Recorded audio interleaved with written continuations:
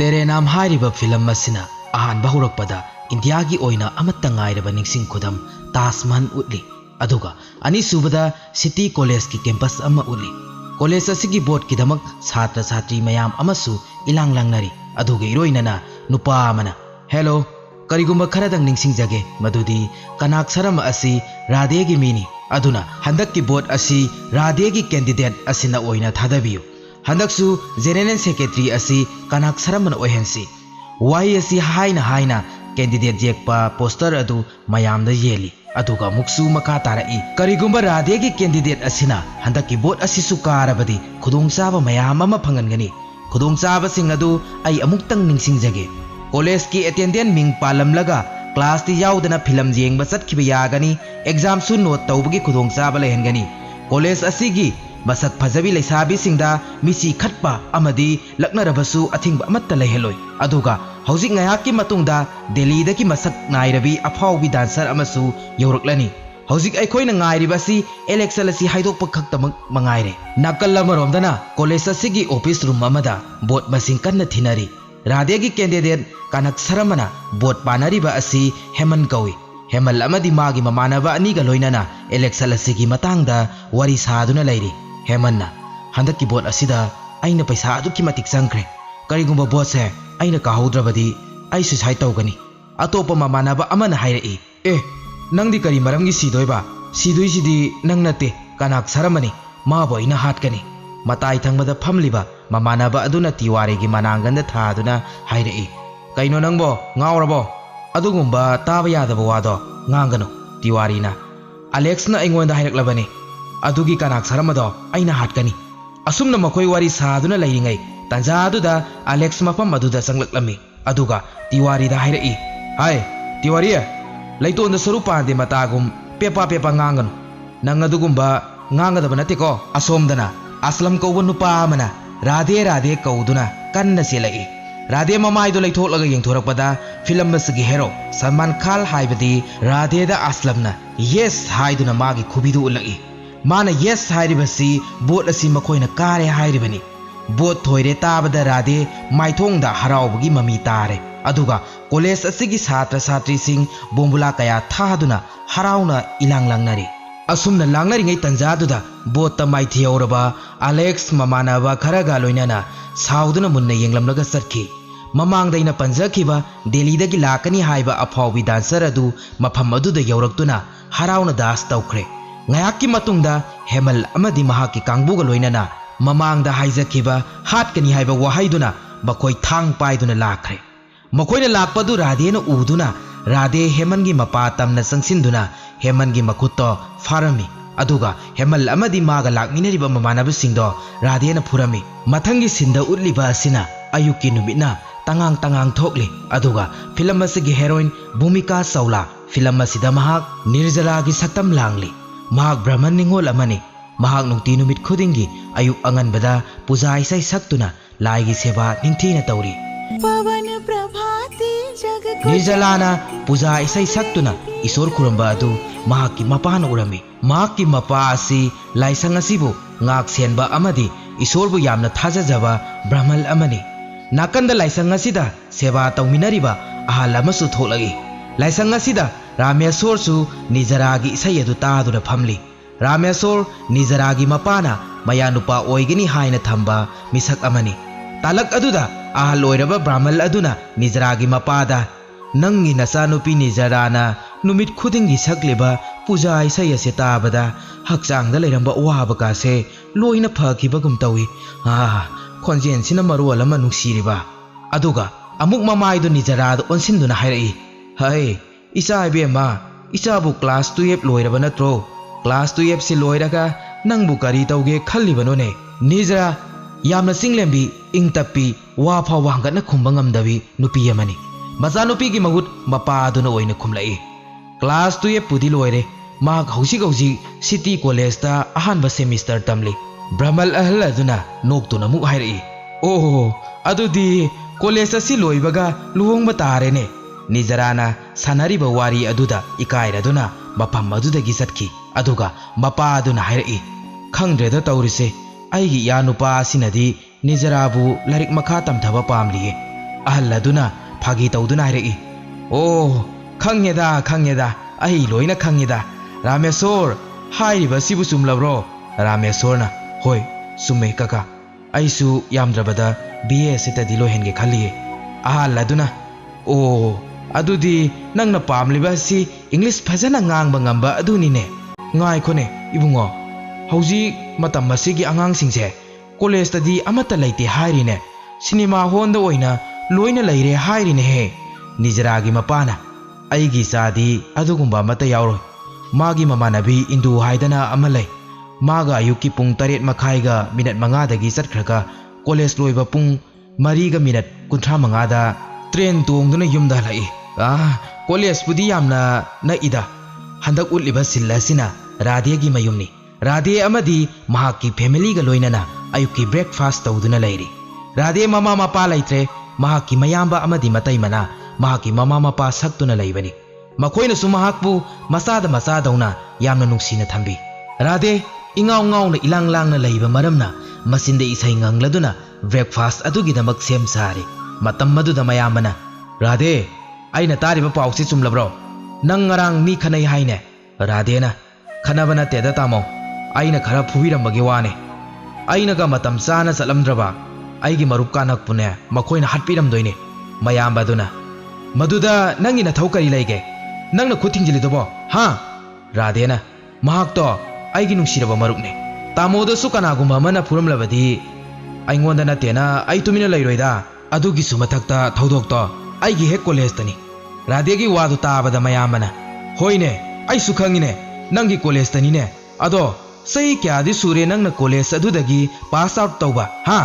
hojik su nang adum maram sunglai leitana mafam aduda nangna tawningma tawduna lairene kari no tawba yaba khara su yenglu adudi na tadana ibo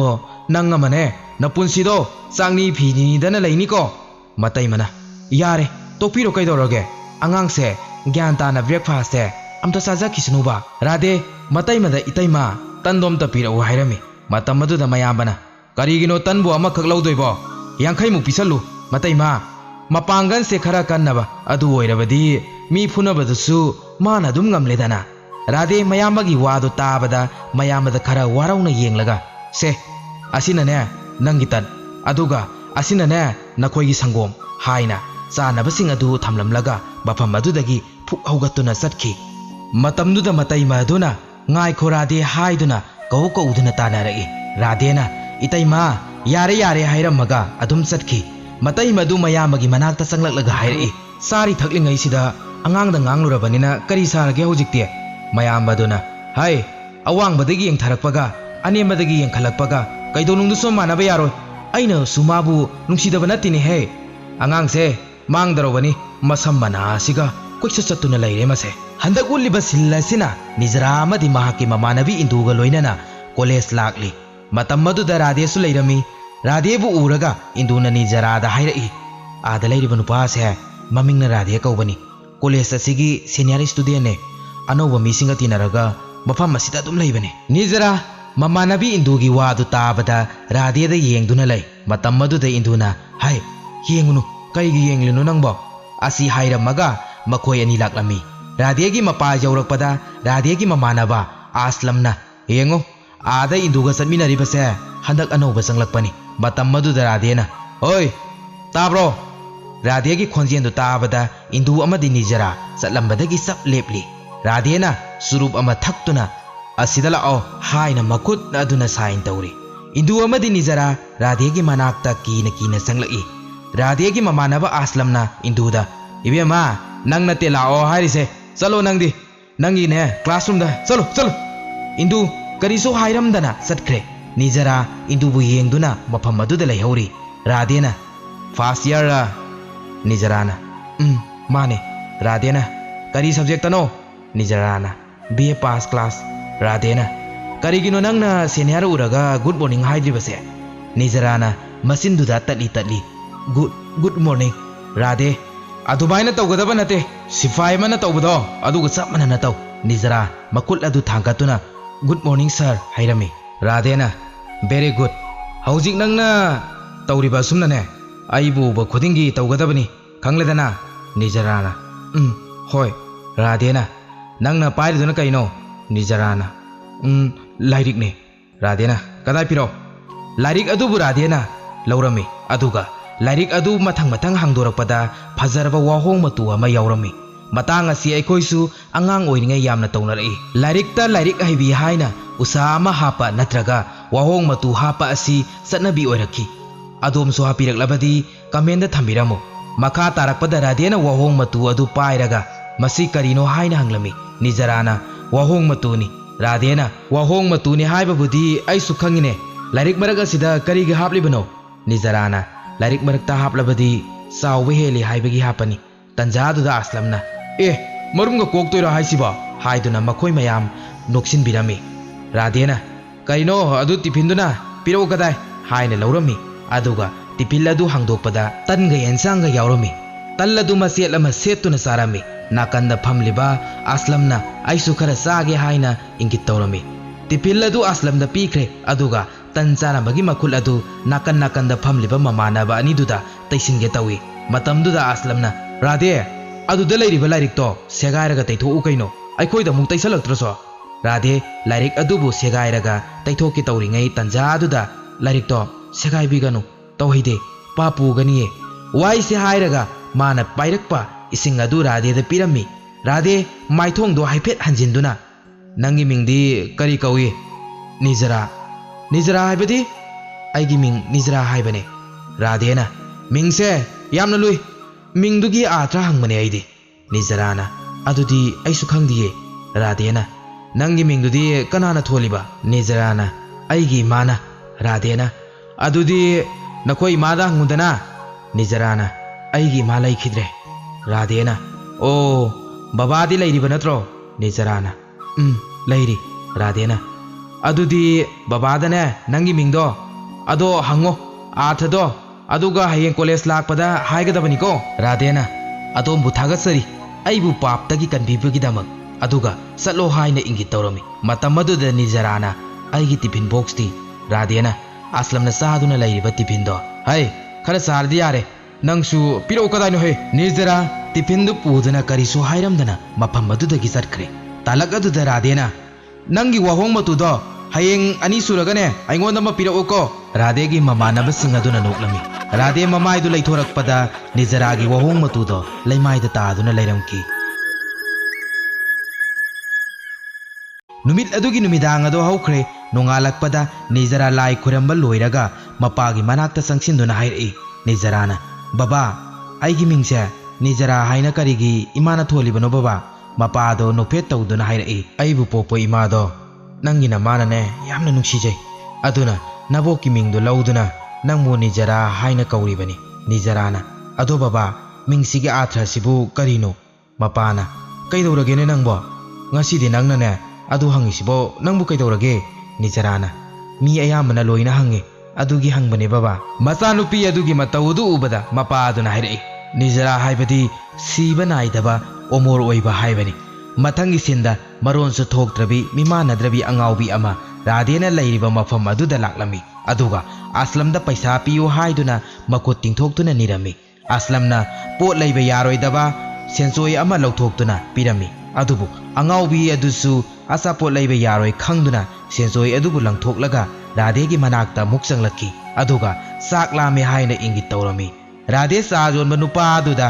sandu nupi masa sida sa gilas ama piyo hoten phamba nupa aduna hoida Rade bayana bu hairabadi loina pirage tani khoidi matang asida uliba sillasi Rade gunda saduna mi kaya phunarabasu minungsidi mangonda pikthana yauri haibado taklibani angaubido hoten phamba nupa aduna sado pirakpada harauno sado thakke taujai adubu nakanda phamduna lairiba Alex na angaubido gi iskat ki marido singtharami angaubido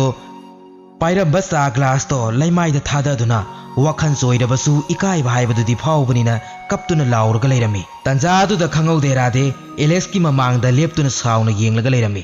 Nizarasu mafam madu da laklami aduga good morning sir ngasi di Rade Nizara gi good morning su tadre saubana mai net khre aduga Alex bu yamna thina phurami matam madu da induna Nizara bu salasila au haina singaga pukre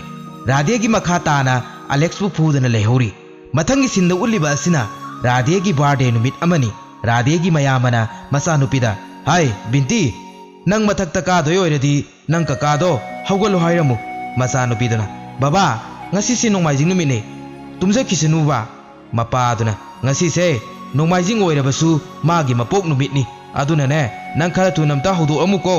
असुमना Mopa मचा वारी सानारिङै राधेगी मतै मना संगलक्तुना हाइरई इसा तोंबिया चलो चलो ककादो हौगलो हायो ngasi मागी लाई खोरमबसु सतोइनिको असुमना मकोई लाई खोरमफम मंदिर जरुकले लै योनबा नुपा अमदगी लै लैरमी अदुबु राधेगी नि हाइबदा पैसा लौ हाइबा यारमदे